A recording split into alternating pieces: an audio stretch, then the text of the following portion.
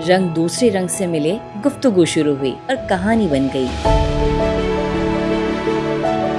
एक जादुई दरवाजा खुला, रोशनी कमरे में दाखिल हुई और अंदर छुपे खजाने ने आंखों को खीरा कर दिया। कुतुबनुमा शख्सियत माहिर मुसव्विर रियाज रफी हैं, जो अब अमेरिका में मुकीम हैं और कुछ दिनों के लिए अपने घर पाकिस्तान आए हैं।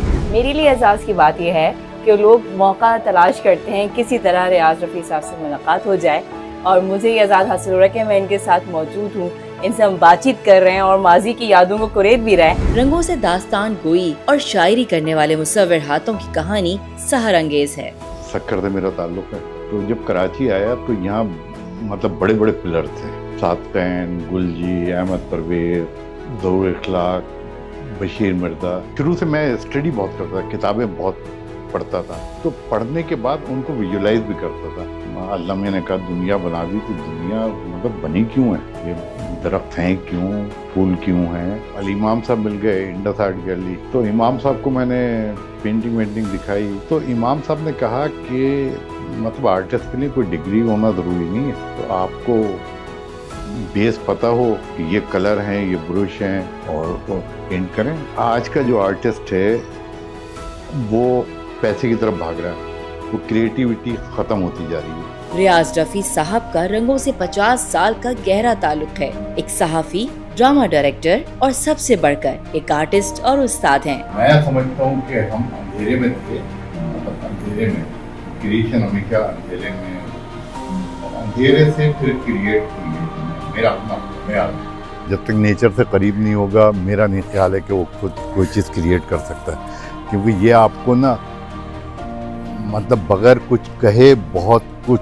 चीज़ें समझा रही होती हैं। मैं किसी के साथ कहीं गया तो वहाँ पेंटिंग लगी हुई थी, तो मैंने कहा कि ये मेरी पेंटिंग, वो खातून ना वो उड़ गई सोफे से कि आप रियाज रफ़ी हैं, क्योंकि मतलब जो विजुअल आर्टिस्ट होता है ना, उसका काम लोग देख रहे होते हैं, उसको नहीं पहचान रहे होते हैं। ये एक पेंटिंग है, ये मंटू पे बनाई, कि मेरा दिल नहीं चाहता मैं इसको सेल करूं। एक ऐसे उस्ताद से मुलाकात जिनके पास लोगों को देने के लिए बहुत कुछ हो, किसी एजाज से कम नहीं। हमने भी मौके से फायदा उठाया और पेंटिंग सीखने की ख्वाहिश जाहिर कर दी और कम वक्त में जितना खजाना समेट सकती थी समेट लिया।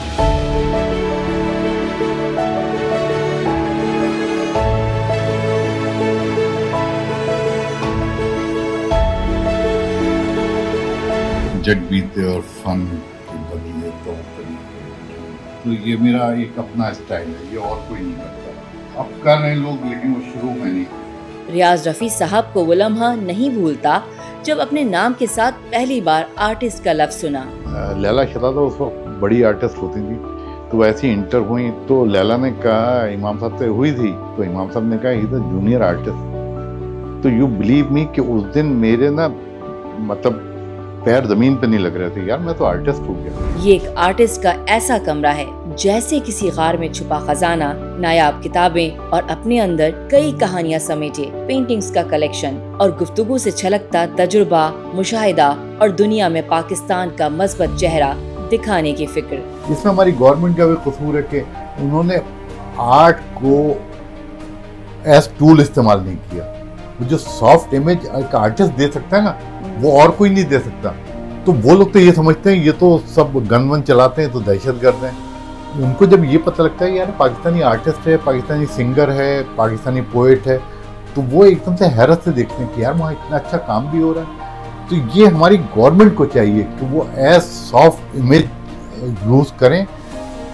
जो आपका कल्चर है, हमारा बहुत रिच कल्चर है, क्योंकि हम तो प्यार करने वाले लोग हैं यार। हमारा आप ट्रक आर्ट देख रहे हैं, बसों पे ट्रक पे भी लिखा होता है कि यार प्यार तो करा पर तनख्वाह थोड़ी है।